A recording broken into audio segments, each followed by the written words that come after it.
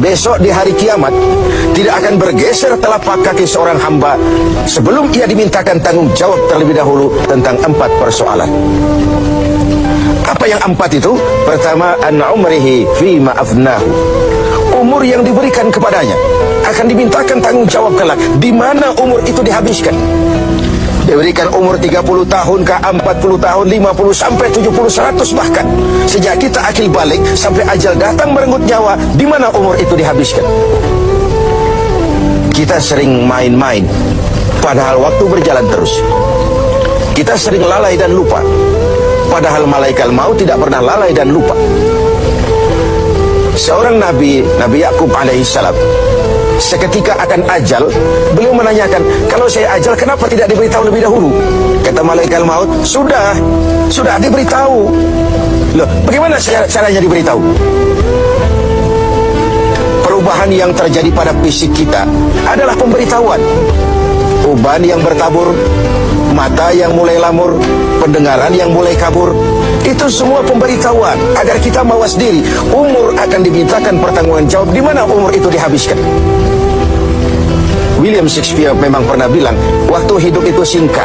Tahu-tahu baru saja zuhur, tahu-tahu sudah asar, baru saja asar, tahu-tahu sudah maghrib. Yang kemarin anak-anak, tahu-tahu sudah punya anak, tahu-tahu, dan tahu-tahu. The time of life is short, kata Shakespeare. Waktu hidup itu singkat betul. Namun waktu yang singkat akan terasa ada manfaatnya kalau kita bisa memanfaatkannya dengan yang sebaik-baiknya. Apalah umur panjang kalau cuma untuk menimbun dosa dan kesalahan. Lebih baik umur yang panjang tapi untuk mengkoleksi berbagai kebajikan. Inilah makna ucapan Nabi, khairukum man tala umruhu wa hasuna amalu. Yang terbaik di antara kamu orang yang panjang umurnya dan banyak juga kebaikannya. Umur ini yang sering kita berleha-leha menghabiskannya untuk sesuatu yang tidak punya nilai, kelak akan dimintakan tanggung jawab di hadapan Allah Azza wa Jalla. Lalu yang kedua, wa an syababihi fima ablahu. Masa muda, pernah diberikan umur muda, di mana dihabiskan umur muda itu? Hura-hura atau untuk sesuatu yang bermanfaat? Dahulu ada seorang selebritis lah kalau zaman kita sekarang. Namanya Ibrahim bin Adham. Namanya Malik bin Dinar. Namanya saja sudah Malik bin Dinar, Raja bin Uam. Hidupnya jet set. Satu malam dia mengadakan pesta di rumah mewahnya. Datang seorang pengemis, bertanya kepada penjaga pintu, siapa yang punya rumah ini? Bos saya. Iya, Malik bin Dinar. Oh, orang kaya? Orang kaya. Selebriti. Dia hamba apa orang merdeka? Dia orang merdeka. Kalau hamba bagaimana bisa pesta sehebat ini? Orang tua itu senyum lalu bilang, sampaikan kepada bosmu Malik bin Dinar, dia memang orang merdeka. Kalau dia hamba bukan seperti ini pekerjaannya. Dia orang merdeka, dilarang tidak terlarang, dicegah pun tidak tercegah. Merdeka dia memperturutkan hawa nafsunya. Kalau dia hamba Allah, bukan begini pekerjaannya.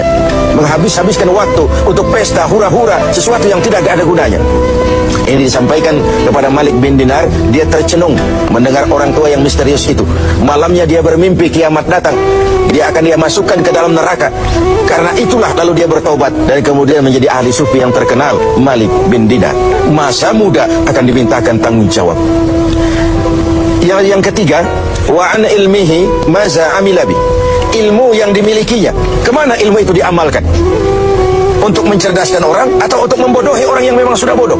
Untuk membimbing umat atau menyesatkan orang lain? Agar hamba menjadi hamba Allah atau agar orang menghambakan dia? Ilmu akan dimintakan pertanggungan jawab.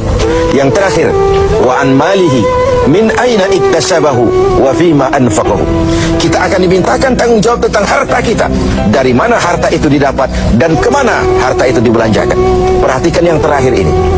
Tentang ilmu, pertanyaan akhirat cuma satu, ilmumu kau amalkan untuk apa? Tentang umur, pertanyaan akhirat pun satu, umurmu kau habiskan di mana? Tentang masa muda, pertanyaan akhirat juga satu, masa mudamu kau gunakan buat apa?